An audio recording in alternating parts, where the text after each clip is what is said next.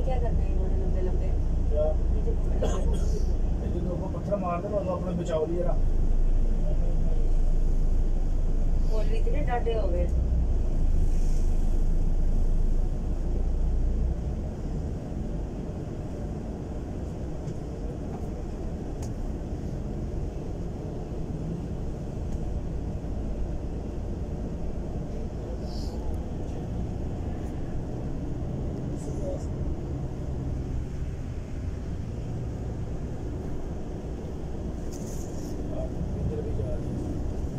बहुत अच्छी बात है सर जी, ये वैसे देखना चाहिए था हमें, लेकिन हम तो लाहौर से बाहर जा रहे थे।